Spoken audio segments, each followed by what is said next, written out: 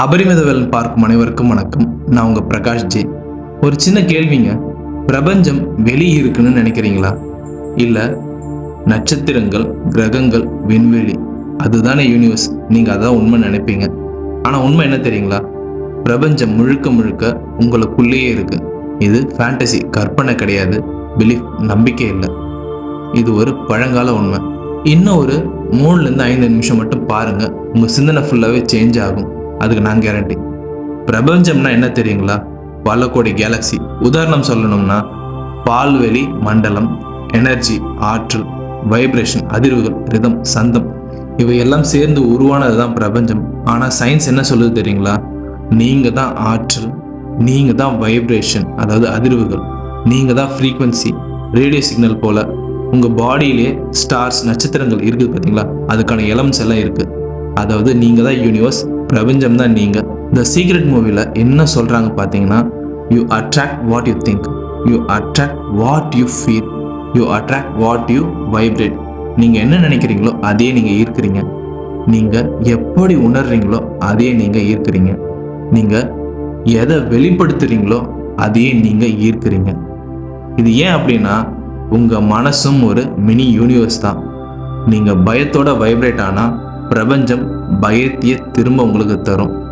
நீங்க நம்பிக்கையோட வைப்ரேட் ஆனா பிரபஞ்சம் வாய்ப்புகளை அனுப்பும். இது மேஜிக் இல்லைங்க, ஒரே மாதிரியா பொருந்தி போவது போலன்னு சொல்லலாம். இப்ப நம்ம விஷயத்துக்கு வருவோம். முருகன் யார்?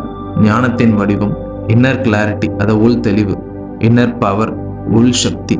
முருகன் கையில் இருக்க வேல் பார்த்தீங்கன்னா உங்களுக்குள்ள இருக்க குழப்பத்தை கட் பண்ணி ஒரு தெளிவை உருவாக்கும். உங்களுக்குள்ள இருக்க அறியாமையை கட் பண்ணும், ஞானம் அதை தரும். அதாவது முருகன் வெளியே இல்லை, உங்களுக்குள்ள இருக்காரு, ஒரு அவேர்னஸா இருக்காரு.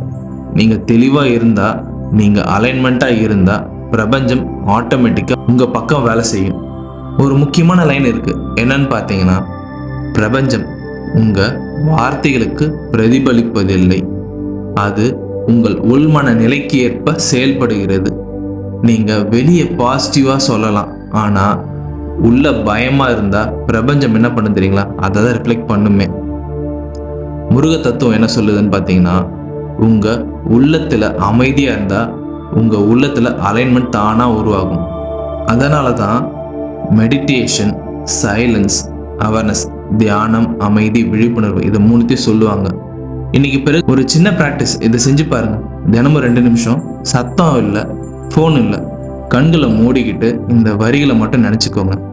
நான் பிரபஞ்சத்தோட ரிதம்ல இருக்கேன், அவ்வளோதாங்க. வேற எதுவுமே வேணாம். நீங்கள் அதை ஃபோர்ஸ் பண்ணணும் தேவையில்லை, சேஸ் பண்ணணும்னு தேவையில்லை, சரிங்களா? அலைன்மெண்ட், விழிப்புணர்வு, அது போதும். அது கிடைச்சா மட்டும் போதும். இந்த சக்தி வாய்ந்த வரிகளை எப்பவும் நினைவில் வச்சுக்கோங்க. நீங்கள் சின்னவங்க கிடையாது, நீங்கள் உதவி இல்லாமல், அதை ஹெல்ப்லெஸ் இல்லை. இந்த பிரபஞ்சம் உங்களுக்குள்ளேயே இருக்கு. முருகன் சொல்லி கொடுத்ததும் அதாங்க. அந்த சயின்ஸும் இப்போ கன்ஃபார்ம் பண்ணுது. நீங்கள் சேஞ்ச் ஆனால் உங்கள் வேர்ல்டும் சேஞ்ச் ஆகும், உங்களை சுற்றி இருக்க சூழலும் மாறும். இந்த வீடியோ உங்களுக்கு ஒரு ஐ ஓப்பனிங்காக இருந்ததுன்னா லைக் பண்ணுங்கள், ஷேர் பண்ணுங்கள், முக்கியமாக சப்ஸ்கிரைப் பண்ணுங்கள். தெளிவு தாங்க சக்தி. மேலும் இந்த சக்தி நமக்குள்ளிருந்தே தொடங்குகிறது. அது எப்பயும் ஞாபகம் வச்சுக்கோங்க. இதை கேட்டமைக்கு நன்றி. வாழ்க வளமுடன்.